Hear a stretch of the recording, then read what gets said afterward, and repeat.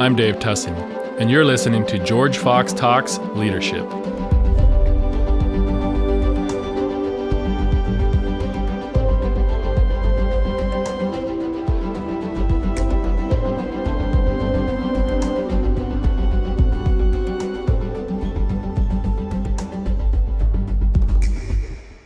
Trieu-Tien, it's so nice to have you here today. Thank you for joining me. It's been a little while since we got to see each other, but we just had a great lunch, which I'm thankful for. Yes, and thanks for having me. Yeah. Yes. We've known each other a very long time, and when I was thinking of people I wanted to bring on here, you really quickly popped on my mind. You're not close by physically, you live in a whole different state, so it took a little while to work this out, but I'm glad we could do it in person today. Yes. And a few things that I was excited to just talk with you about today that others can hear is I learned so much from you when I got to work with you early in my career about really just life and integrating work and career into life. And it's not about career first as much as a holistic way that you approach life. And thinking about that and how you and Tony live your lives, I've learned a lot from and thought about over the years. And so I've never got to ask you a lot of these questions. It's kind of naturally we talk and relate, and I've learned a lot, but I'm actually going to learn some stuff today, I think. Oh, I hope so. and what I was excited also was that people that are, at different parts of their life and career, if they think through some of these, they could really, on their own, shape the life that they'd like to have too. So thank you for entertaining the questions. No problem. I'm happy to be here and share what I know and what we've done through our life and see if people can pick up from that and be helpful. Yeah. That's what I'm hoping. And have fun too. Yes. I've always appreciated that about you. Yep. So kind of just diving into the deep end right out of the gate, we all think about, I think about a lot anyways, what drives me. So for you, when you think about kind of how you approach the world, what are some of either your major moral or spiritual or even just cultural influences that affect, that significantly shaped how you approach the world? Well, that's a big question, right? Yeah. I think when you talk about moral, and I think for me, always be authentic, truthful, respectful, and always remember to be fair and kind. And I think if you work with that principle, from everything you do, it will come out genuine, because that's who you are, because that's what your base that you go by, right? So that's about the moral that I always work with. Now, when it comes to, there's a couple of things that, when we were in the consulting world, I remember I heard a lot of people say, fake it until you make it. That's always make me laugh, right? I never could follow that. Yeah. For me, and I'm sharing this because I think for all the recent graduates, this is something to keep in mind, is that, in my opinion, you can fake it sometime, but eventually the truth's gonna be revealed, right? And what's gonna happen to you is that people are gonna know, and your clients, your customer, your peers, all these people around you, eventually you ruin your reputation, and it takes years to rebuild that. And so I think, I always say, don't fake it. You need to remember that, on the contrary, just go ahead and say, I don't know, confidently. And also, I'm not prepared to answer this question at this time. And then you can go back and do your own research. Right. And you come back with the right answer, a thoughtful answer. I think that will establish your trust you built with your clients, with people around you. But the most important thing is that throughout the years, your reputation is that when you speak, your word matters. Yeah. No one's going to question what you say because they know who you are now. They work with you for a long time. You have that. And I continue to operate that way until this day. So that to me, it's a really important point to make. As far as cultural influences, I grew up in a mixed culture family. So as a young age, I learned how to select the best of both cultures. And make it mine. And then I came to America in my 20s. I got to learn so many wonderful things about this culture, American culture, and I incorporate it into my life as well. And guess what I do with that? I use the same approach about that into my business world. It's the same thing. I think every time you start a company, you need to leave what you think is that I'm accustomed to. I think that's where it needs to be removed for me. I don't do that. I say, this is a brand new company. Everybody have their own culture. Every company can have their own. And it's my job to go there and learn their culture, to understand it so that I can learn how to operate successfully for that culture. But the important thing is that everybody has your own values. For me, understand the company culture will help me to see if their culture align with my values. Then I can determine whether or not I want to stay with this company or not. I'm not saying that in a negative way. I'm just saying that some culture just doesn't align with yours. And if you're trying to make it fit, it will become very unnatural for you and you won't be successful at it. So learning the culture is key of every company you go.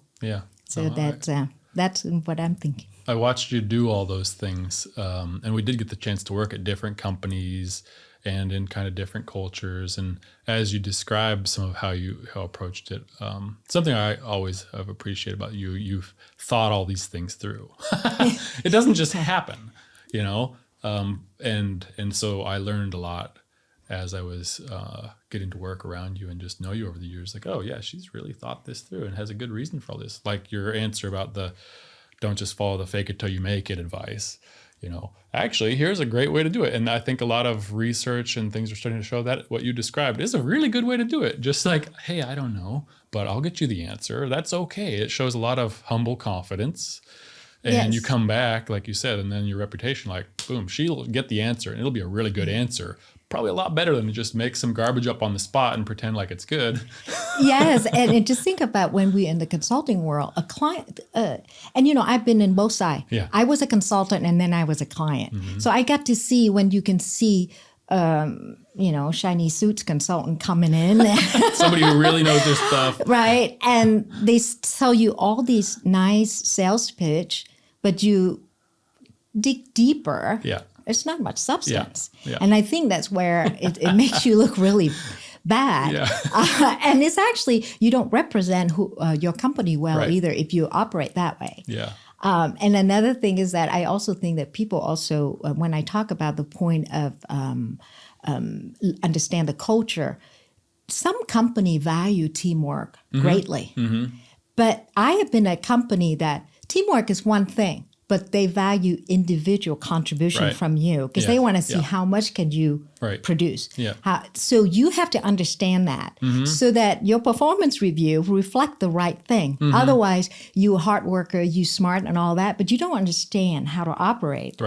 And that is a nuances, and I think we get better as we go through our career. Right out the gate, we didn't know any of that. You make mistakes and you learn from it. Right? So that's where I'm coming from. And that's paying attention to those cues through feedback, you know, that's formal or informal. Or if you're, you know, in the consulting world, you get that feedback in ways that sometimes aren't great. You might not even be hired again, or you might not even win the business in the first place. But people always wanted you to do their work because they knew that you'd deliver the goods. That's part of that reputation. And it's, like you said, you were thinking about what you were going to say and meaning it and knowing you could deliver on it, and people notice that. That's pretty special when that happens. So that's a good way to start.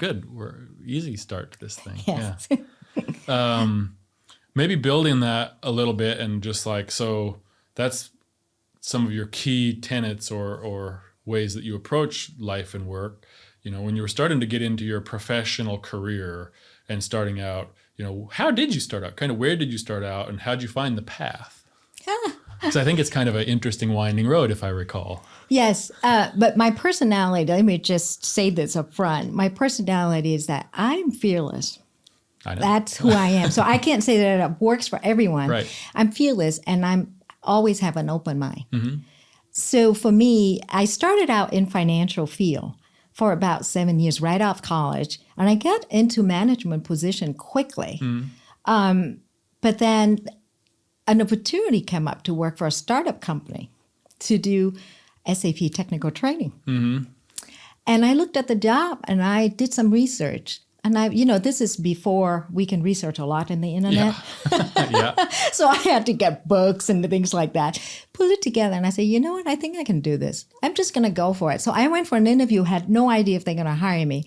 What they asking for was somebody have to be really strong in finance. Mm-hmm. So that part I have, but the other half, I studied MIS in school, but I never got to practice it. So I don't know much about technical. So I got the offer. Right. And I said, all right. So all my friends and family was like, you do what now? You left a management position that you worked so hard 7 years to work for a startup company and have to learn something entirely new, a very complicated ERP system. Because at the time, ERP system just about, it's probably popular in Europe at the time, but not so much in America yet. So I had to learn all that. And I was like, you know what? I'm just going to go for it. The way I look at it, the control is within me. Yeah. I don't like it, I can walk. Who said that I have to stay? Right? So that's something we have to remind ourselves from time to time is that it's all up to you. So you go in, you learn, you don't like it, then you move on. But luckily, this is the job that ended up started my long-term career, which I really enjoy, opened so many doors for me through many years. So that's how I started with that job. Yeah. Yeah. Did you go? Do I recall you did some variety of ongoing education? Education is pretty important to you. Yes. Yeah. Yeah. So you're talking about education, about the work education within the job. Yes, I took a lot of on the side. I did a lot of readings, and any chance that I get that I think it's a good training, technical training, I would go. Or I would try to do it's kind of funny. I hate to use the word back in the day, but yes, it was back in the day that you actually could have a group of people that would challenge you to solve technical issues together. And that's how you improve as you go. So you learn a lot. So now you probably have chat room, you have all these things. Yeah. Back then we don't have that. So we would meet in study group for hours, but it's about work related. These are all professional people, and we would share our technical issues at work and how we solve it so the other one can learn from it. So it's really fun, and it's about configuration all the way to coding. Yeah. So it's a lot. But it's a little like your fearless comment. You just like to learn. Yes. And you're a self-motivated learner. It's just they're like kind of hard problems. How can I figure this out? And that is a really good thing to have when you're approaching life, I'd say, just like that. I'm going to figure it out. Yes, and have a curious mind. And I think when you came out of college, we all eager, right? We want to learn and we excited and all that. So it's a great attitude to have. But you have to keep in mind that you need to be curious, not just eager and waiting for people to hand things to you. You got to go take the initiative yourselves and saying, I didn't get this at work. How can I get that? You talk to people, managers, peers, and a lot of time you have no idea, just a quick conversation during lunch and then ding, ding, something come up. People saying, oh my God, this is great. I'm going to go learn about it. But that's how I improve my technical skills as I go. I think that was something that first I noticed too. You just knew so much, and it was not that anybody had really taught you it as much as you had pursued the knowledge. Yes. And I think that's a thing that's helped me in my career as well, is just that curiosity, like you said, and the self-driven approach to I want to figure that out. What could I do with that? I mean, asking other people in these study groups or things probably was really helpful, but just that aspect, not waiting for somebody to tell you to go do something, but saying, oh, what else could I learn? It's a dangerous thing because you can end up overworking. Well, we're going to get to that pretty soon. Yeah, we'll get to that in a few minutes, right? which is another thing we both worked on over the years. Yeah. But if you put yourself, I think one of the things that I always like to put myself push myself out of my comfort zone. Yeah. I think that's key. If you always feel comfortable, then you stop growing. Yeah. Because I find it. Right. It's just like even with music, something of my hobby. Mm-hmm. If I keep singing and doing the same type of music that I like, then I'm always going to be good at that. But I can't be good at other genre, right? Right. So I expose myself to anything that I feel I can do and try it. Now, sometimes I try it, I'm like, okay, it's not me. I can't do it. I don't enjoy it. Right. But you got to expose yourself to it. Sure. So again, put yourself in a little bit of uncomfortable. And It's good for you. Yeah, and like you said, I don't like that actually. I'm not going to do that anymore, but at least give it a try. Same with food, right? Yeah, exactly. You eat some. You said, okay, I'm going to try this weird food. You eat bugs in another country. I tried it. Yeah. I wasn't scared. Yeah. People eat around me. They survive. I'm not going to die. Exactly. I'm just going to give it a try and see how it goes. I think the next question I have, it's a little bit of I might know the answer, but I'm still curious. Did you intentionally want to become a team leader, or did you just kind of naturally gravitate towards it? Well, it was never I a met conscious. you as a team leader. You were the leader of the team I was part of, and it was a natural leadership type of thing. But some people still might not. That might be a pretty natural leader. Might not take on a formal leadership role. Yeah. And so you did both. Was it on purpose, or was it just kind of like you wound up there? I'm curious. I would say that it's a little bit of both. So it was never my conscious decision to decide that I'm going to be some sort of manager or CEO or director. It never something crossed my mind to do that. So it wasn't conscious, but basically people told me I'm good at it before I realized it. And in a way, it was kind of nice because it put you in a very relaxed mentality to get where you need to be instead of this is I'm going to have to climb all this step because that's where I want to end up. So for me, that would never work for me because that's not my personality. I like to see how things checks out, right? So anyway, so that's how I get into, decide to, okay, leadership is something I'm good at. Yeah. Let's go for it. But I want to make this point. I never decide to go straight into leadership. I decided, okay, leadership's great. Seems like I have the natural ability. Let's observe around me. So I decided that I want to sit back. I take my time, look around all the leaders around me so that I know what to do and what not to do. And so that allowed me to get better at it. By the time I make myself known to people that I work with, I would like to be in a management position. Then I'm equipped because I decide to do that on my own. And I think that take listening skills, the way I see it, you talk a little less, you learn a lot more, right? Because when people hear you talk so much about what you know, people stop sharing of what they know. So you learn nothing. So I'm always the first one to say, I don't know. And sometimes I know a little bit. I still say I don't know. It's not because I'm not being truthful. I feel like in front of these people, I know nothing. They have so much for me to learn from. So I better be quiet and let them teach me. And so that's how I observe. In my case, I've been exposed to both sides of the spectrum, bad leaders and good, inspiring leaders. Unfortunately, I've been exposed to more bad leaders than inspiring leaders, but it was challenging at times. But guess what? It taught me a lot what not to do. So that's what you do. You turn the negative thing into a positive thing for yourself because at the end of the day, you learn so much from, that's not the right way to do it, right? Because you don't want that. I know. We've been in situations like that. So that's how I end up in a lot of leadership role. So you've been talking about work, leadership, but this kind of curiosity and drive that I think we both have can overdo it sometimes. We might go too far with this that is maybe unhealthy at times, but I've also really respected and appreciated and learned a lot from you about finding this balance in work and life. Thank you. Sometimes I'm like, We yeah, tried. you have done tried. it. We tried. And still, both of you have been very accomplished and impactful in your jobs over the years. So kind of just talk through how you intentionally find that balance and what are some of your checks in your head, like, ooh, I'm getting a little imbalanced. What do I need to do? How do you use that to make changes, in life or career? I'm curious about that. Actually, I think that's a very common thing everybody's yeah. going through, right? Yep. When you have a job and you have a family life and kids and all that.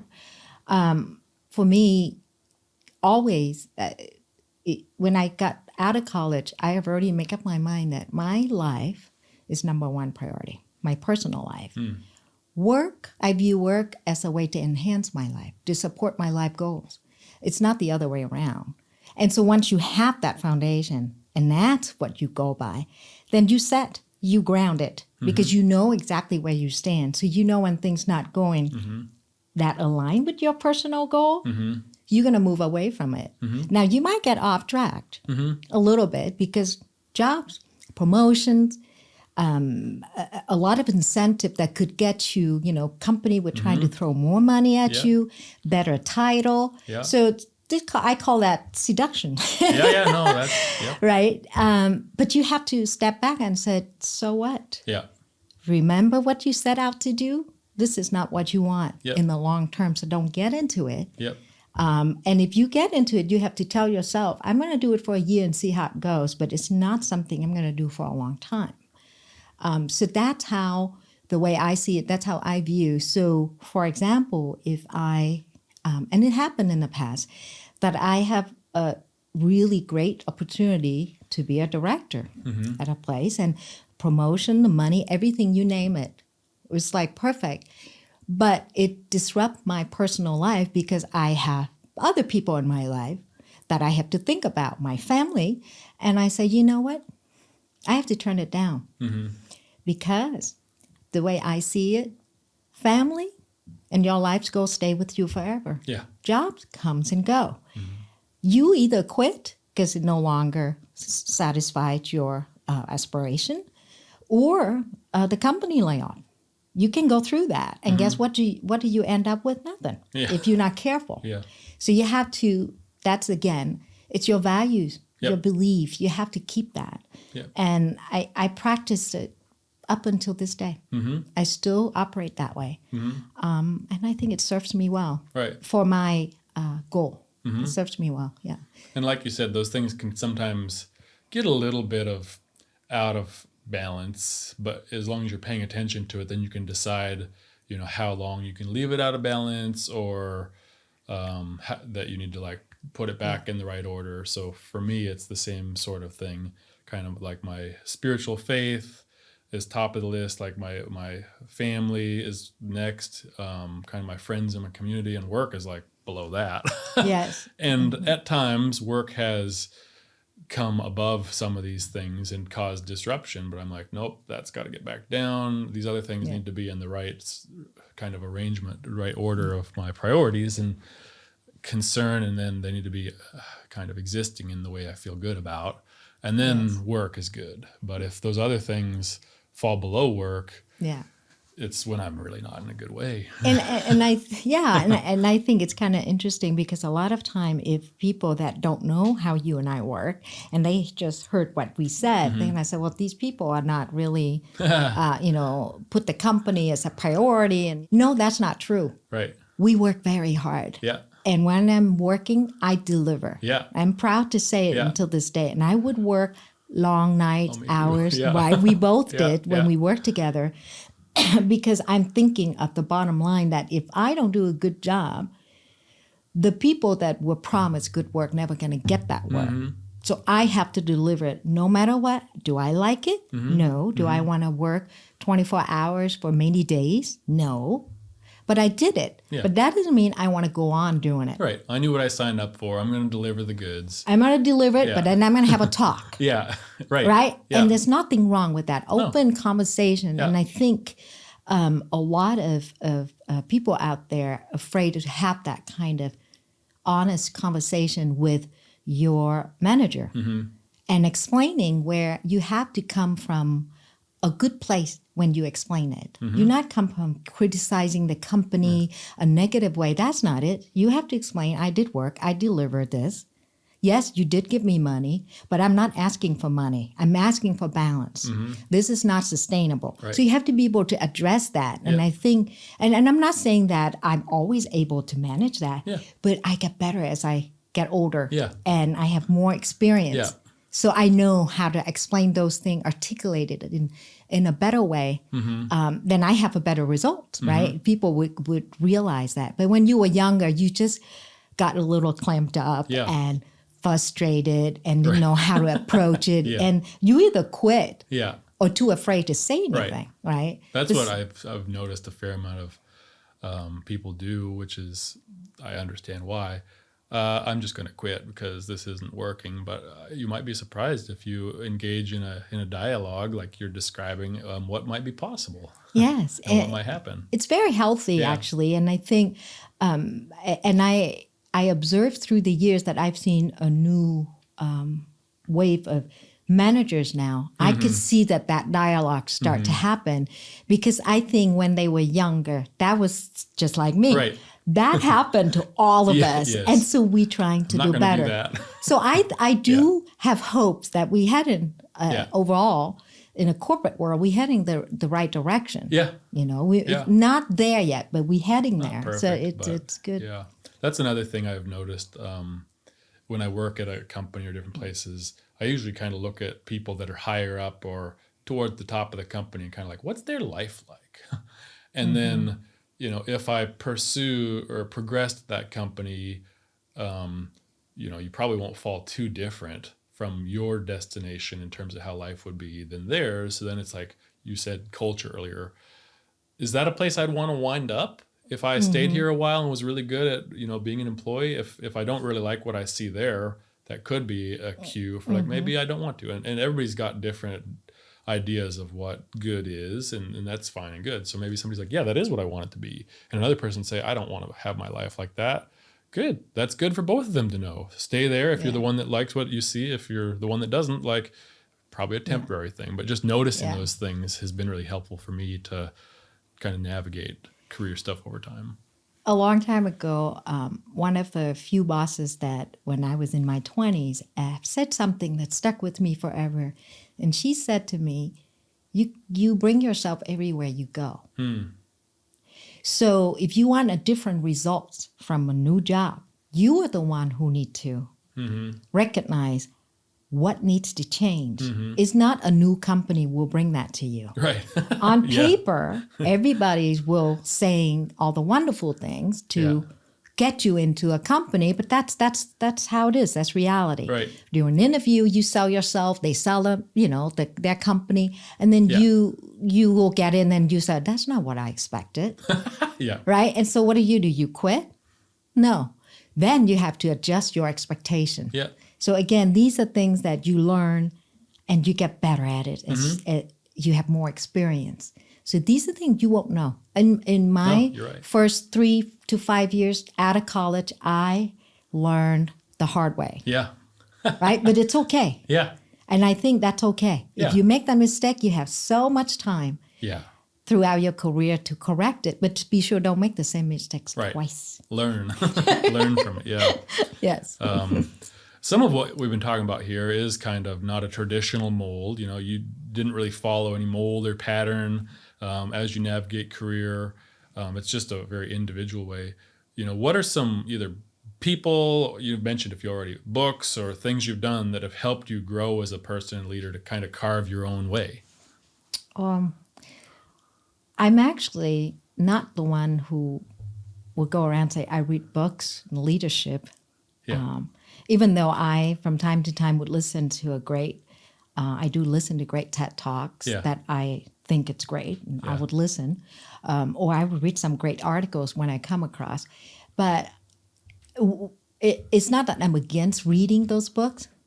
I want it to be authentic. I find if you read those books, and I have seen it, people start to repeat what they said in the book. So then you have a set of all the managers start talking the same language. And so I just don't find it's real.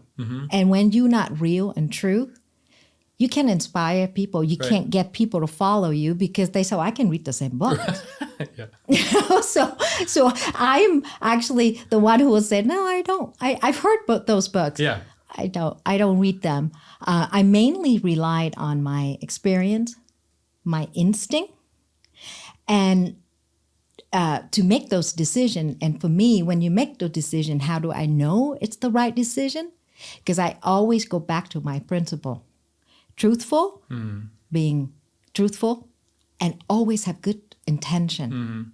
Because think about it, everything you come out, you do it with a good intention. How bad could it be? Yeah. Now, people might disagree with you, but if they look deeper, they say, well, she has great intentions. It might not be the result we like, but at the end of the day, it's the intention that matters. So I stick to that. So I find it works for me. And so I operate that way for a long time. Yeah. Well, I guess you'll have to write your own book, and then other people can read that. Well, a little bit, shifting like you've been talking about too. Learning happens a lot at some of the hardest times in our careers. What were some of the most challenging leadership points you had, and kind of what were some of those big learnings you had from them? Oh boy. How about we talk about when I was an individual contributor? When I was younger, I find being in charge without authority and without an official title, it was very difficult to navigate. But as you get older, it is a challenge. I think it's still a challenging thing now for a lot of companies to deal with, that they want people to prove it first before they give them that title.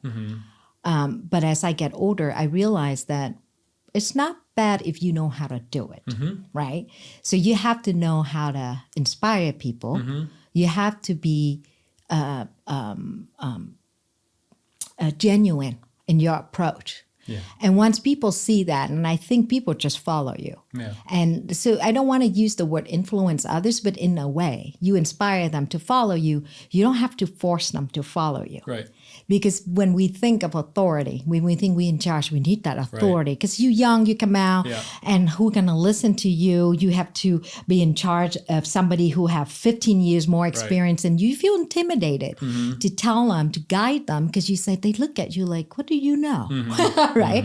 So it's harder when you were younger to get to be put in that position. But once you have a little bit of experience, and I learned that it was not that hard.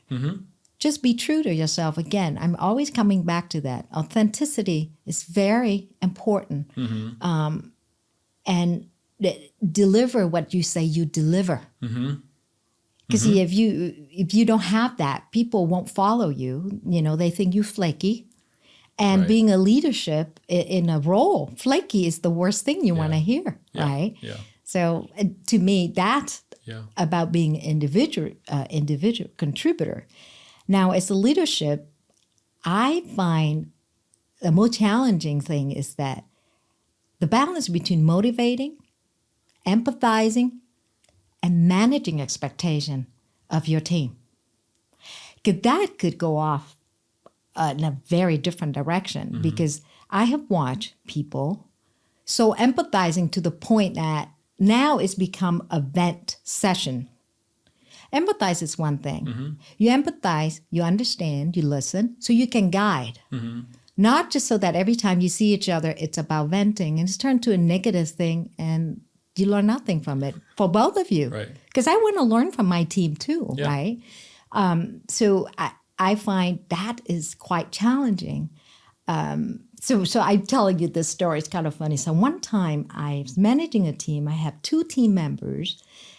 I assigned a task to work on together, and they did not like how, personally, they like each other. But from the work approach, they didn't like how the other one's idea. So they keep going back and forth. For 2 weeks, nothing get done. So each of them come to me and complain about the others. I listen. And then once I listened for a while, I said, all right, how about this? I give you 2 options. You have 30 days, you two, work it out, figure it out, come to an agreement so you can get this task done. Or I'm happy to give you one, but guess what happened when I give you one? I hold you accountable whether you like it or not. Then you have to deliver at the deadline that I set. So you pick. And guess which one did they pick? Their own. Their own. Finally did it. That to me is a practice that took me a while to fine tune. It's that you step in too soon when you're in leadership. You kind of ruin teaching people on how to work together. Think about it. We all have siblings, most of us. Yeah. Unless you're the only child, but most of us have siblings. At home, you're going to fight. You're going to have disagreement. Did your parents every time go in and break it apart and they say, deal with it? All right? So I look at how my mom taught me when I was young and figure it out.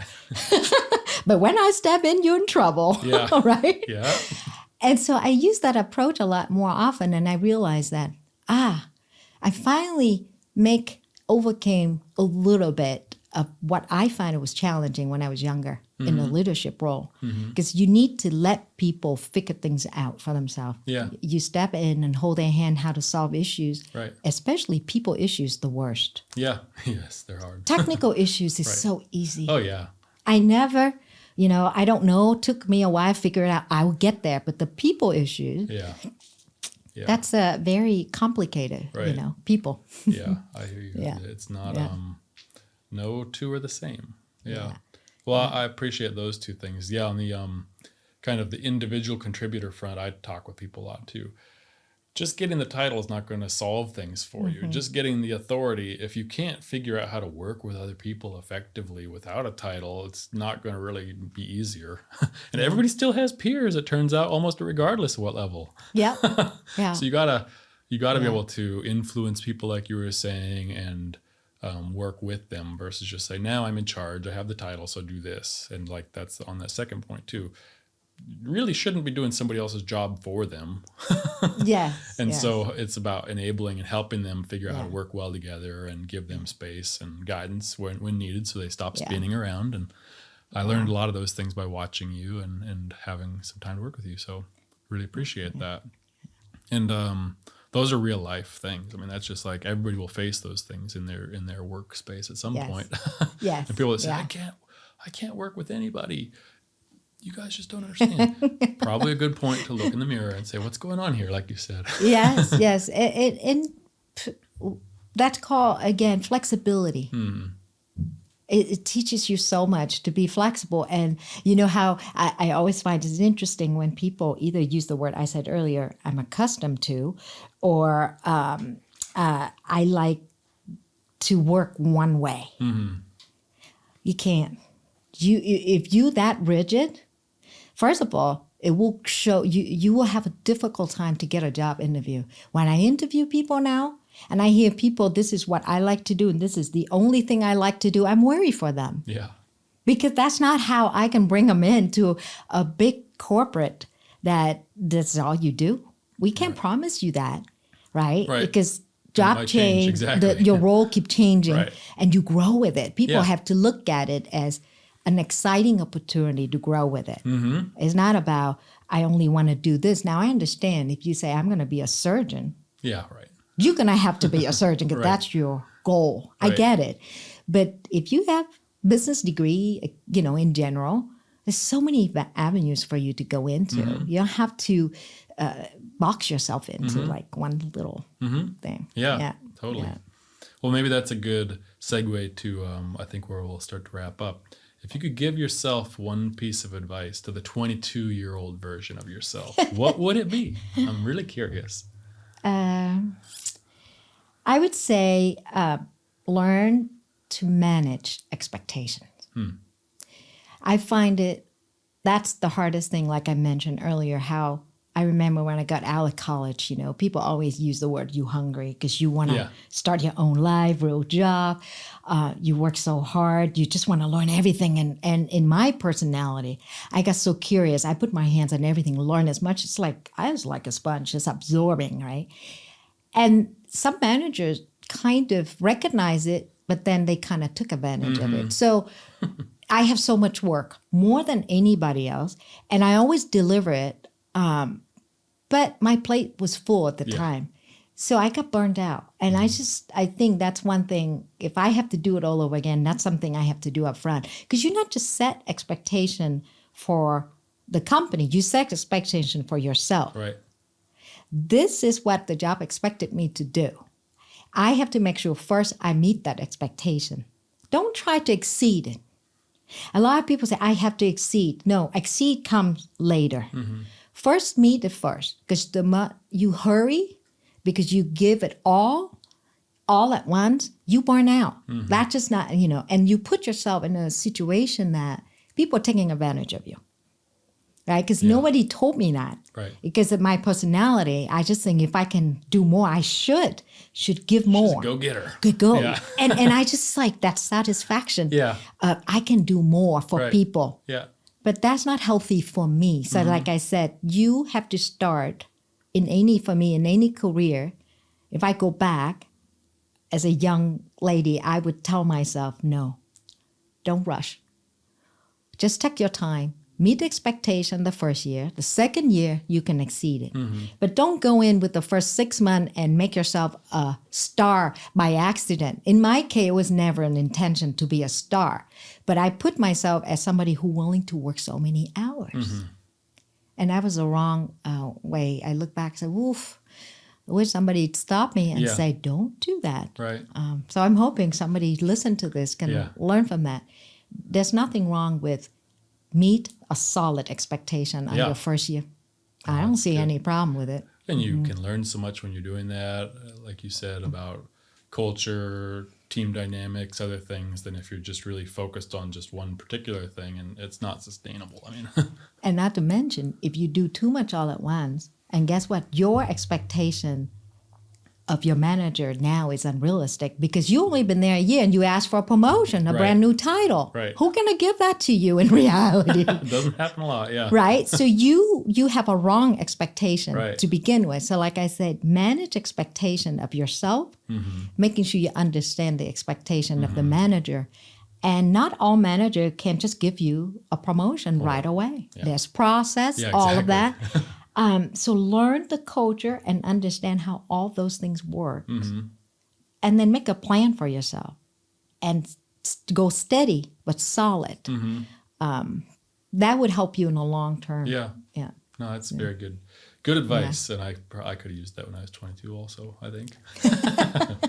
Well, any other thoughts or things you want to share or any questions you have for me? Otherwise, we can wrap it up. But I've really appreciated this.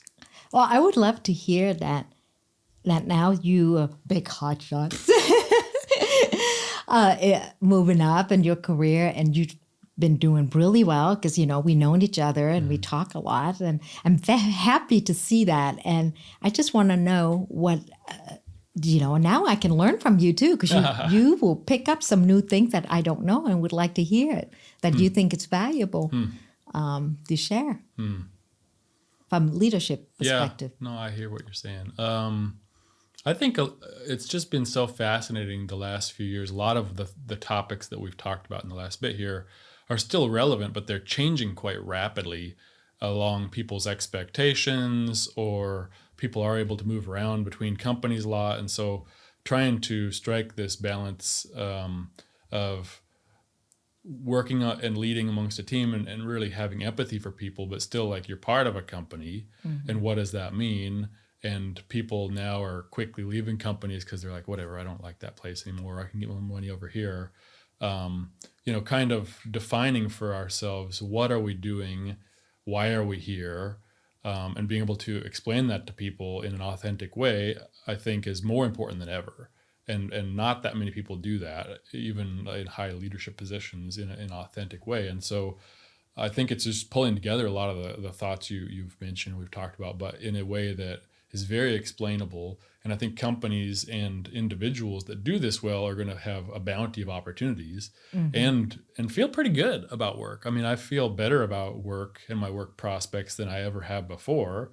And I have a lot more kind of ability to choose what I want to do, but it's mostly because I've been able to think about these different dimensions of life and work and company and personal, and create kind of a balance that I feel good about, and then the more we can share them with people, the more that I think we can create better workplaces in the future and people that are happier at work. I used to, growing up, think leaders, like you alluded to, like I thought leader was like a terrible word. Like they're all bad people. They're not nice. And it's like, wow, I and we are creating what leadership means going forward. And so that's kind of a big responsibility and an exciting opportunity. And it's not what people have done in the past. And so it's new ground, but I think it starts with, just how do you want to show up as a person, and what sort of balance in your life do you want to have?